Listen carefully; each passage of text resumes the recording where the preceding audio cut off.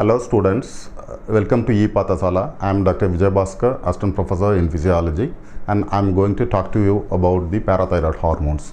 Parathyroid hormones, as you know, are secreted from the parathyroid glands, and they play a very important role in the calcium and phosphate metabolism, which affects the bone as well as the plasma concentration of these substances.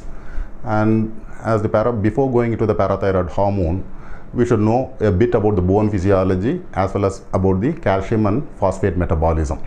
Parathyroid hormone, as you know, as I already told you earlier, are secreted from the parathyroid glands, which are situated on the poles of the thyroid gland. And this thyroid gland is situated in the anterior part of the neck. We will have an overview of the bone physiology. We know that bone is nothing but the skeletal framework of the human body, and it is composed of organic matrix, which is also called as osteoid, and inorganic minerals. The organic matrix is made up of type 1 collagen, which is arranged concentrically. This concentric arrangement of collagen tissue in the bone is called as Haversian system. The inorganic minerals are deposited in the organic matrix, and they are calcium, phosphate, carbonate, and magnesium, and they are deposited in the form of hydroxyapatite crystals. If we look at the structure of a bone, it has an outer cortex and an inner trabecular part. This outer cortex is a compact structure, and the inner trabecular bone is spongy. If you take a long bone, it has a shaft called as diaphysis, and both their ends are called as epiphysis. The diaphysis is separated from the epiphysis by a plate called as epiphyseal plate. This picture shows the structure of a bone. And in this picture, we can see the compact and spongy part of the bones. Here also, we can see the structure of a bone which depicts the spongy and compact part of the bone. And in this picture, we can see the Haversian system of the bone. Here, the collagen is arranged concentrically. And now we should know about the bone remodeling. Bone remodeling is nothing but a continuous process of bone turnover. Bone turnover is nothing but bone formation and bone resorption. Bone formation is a process where the organic matrix is synthesized and the minerals get deposited in the matrix. Bone resorption is a process where the matrix is lysed and the minerals are removed from the bone. And if you take the bone consists of three types of cells. They are osteoblasts, osteocytes, and osteoclasts. The osteoblasts are the cells which are responsible for the bone formation, and they are located in the periphery. When they mature, they move into the central part of the bone and they lose their bone forming activity and they become osteocytes. These osteocytes pump the calcium from the inner part of the bone into the plasma, and this process is known as osteocytic osteolysis. The osteoclasts are the cells which are responsible for bone resorption, and they are also found in the peripheral part of the bone, and when they act, they remove the calcium, especially they cause the demineralization of the bone. Here we can see the various types of cells in the bone. Coming to the process of bone formation, we already know that the collagen is synthesized by the osteoblasts. In this collagen, the minerals like calcium and phosphates are deposited. This process is called as mineralization. Thus formed minerals, they later change into hydroxyapatite crystals. This process is known as complete mineralization. Bone resorption is a process where the bone matrix gets destroyed or lysed by the release of enzymes like phosphatases, collagenases, etc. Here, the cells responsible for this process are osteoclasts. Now, let's have a brief overview about the calcium metabolism.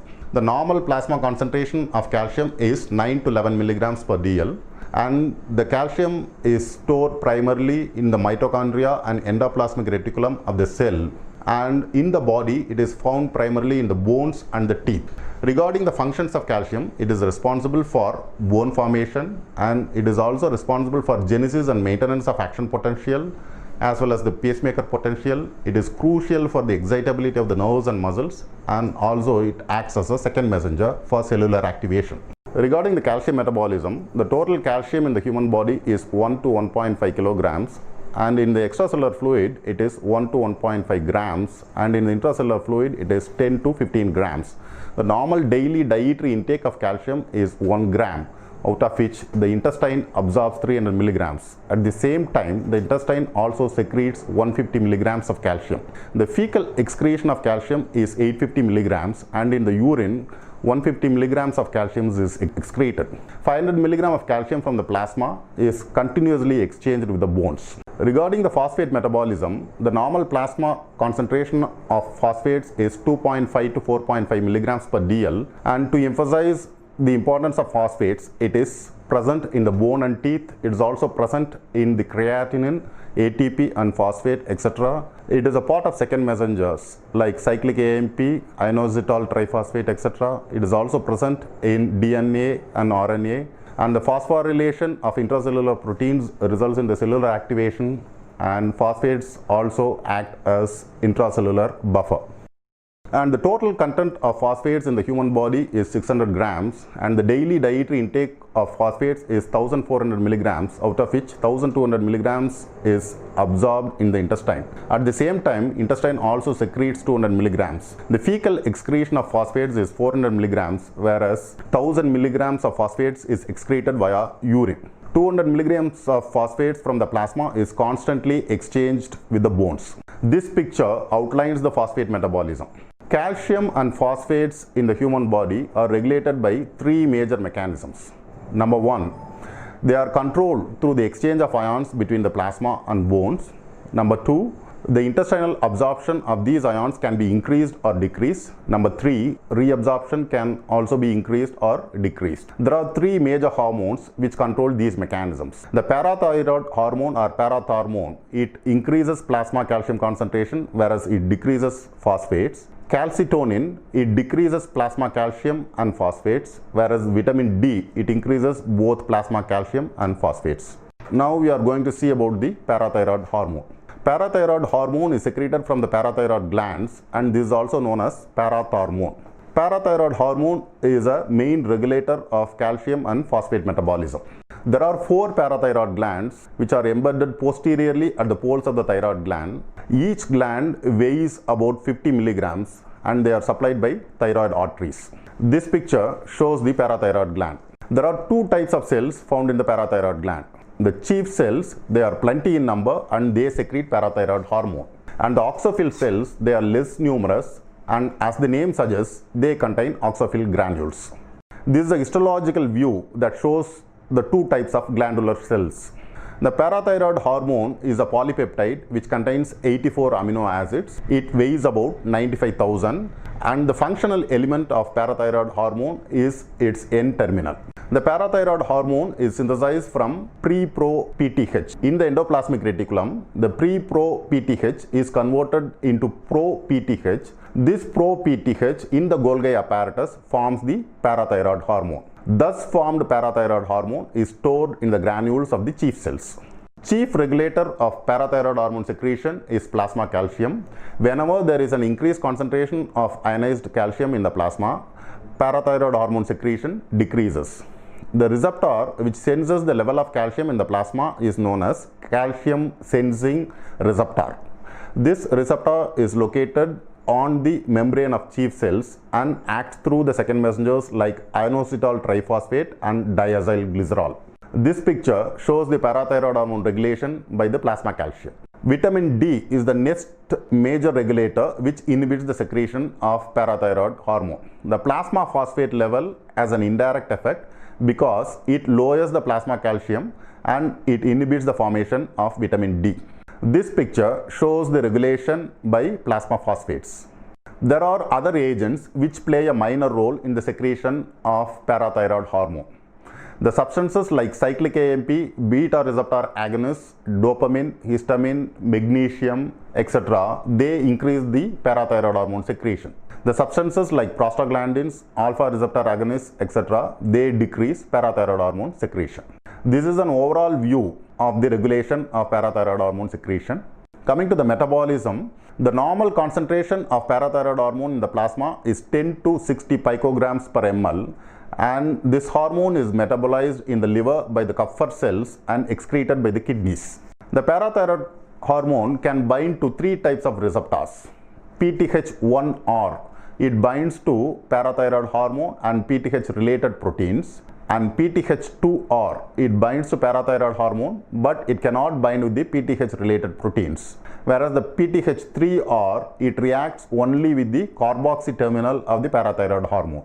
Coming to the mechanism of action of PTH, the receptors, they are coupled with the G proteins like G, S and GQ. So they act through the adenylate cyclic AMP system and phospholipase C IP3DAG system. This picture shows the mechanism of action of PTH. Now about the physiological actions of parathyroid hormone, its primary action is to increase the level of plasma calcium and to decrease the level of plasma phosphates. The parathyroid hormone does this by acting through kidney, bone and gastrointestinal tract. In the kidney, it acts through the receptors located in the epithelial cells of the proximal and distal tubules. It acts by acting on the distal tubules and loop of Henle. It increases the reabsorption of calcium.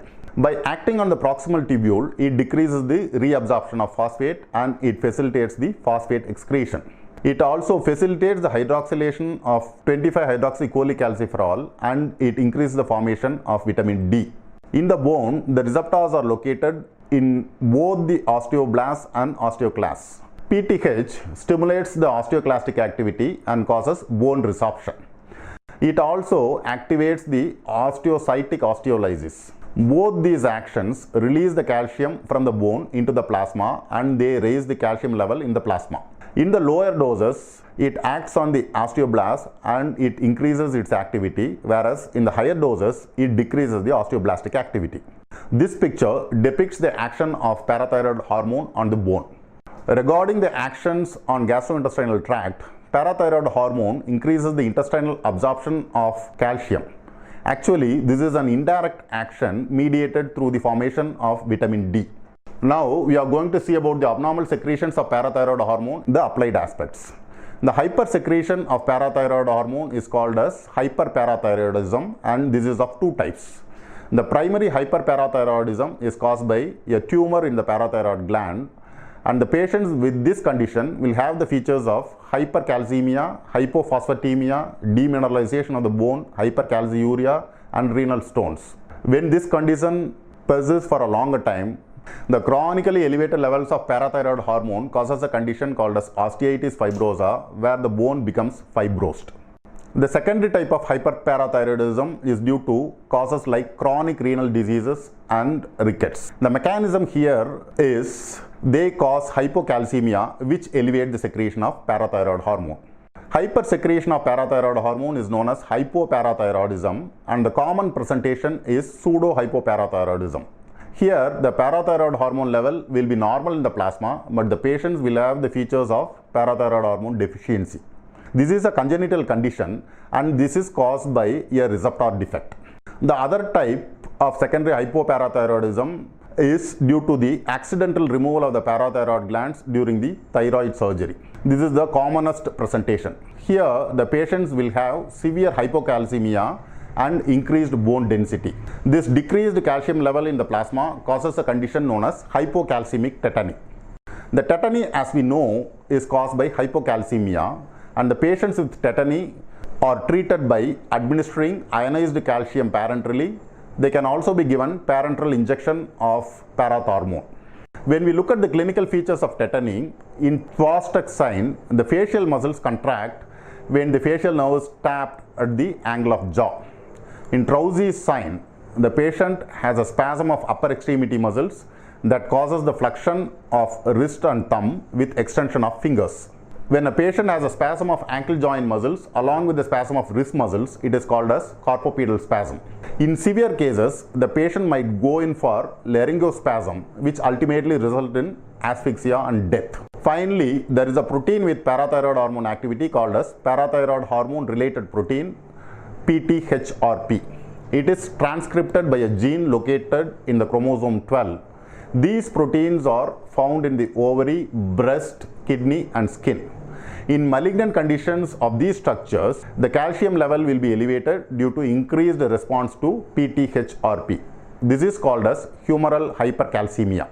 Coming to the functions of PTHRP, they stimulate proliferation of chondrocytes and PTHRP acts as a growth factor for skin, hair follicles and breast, and they also facilitate calcium transport in the placenta.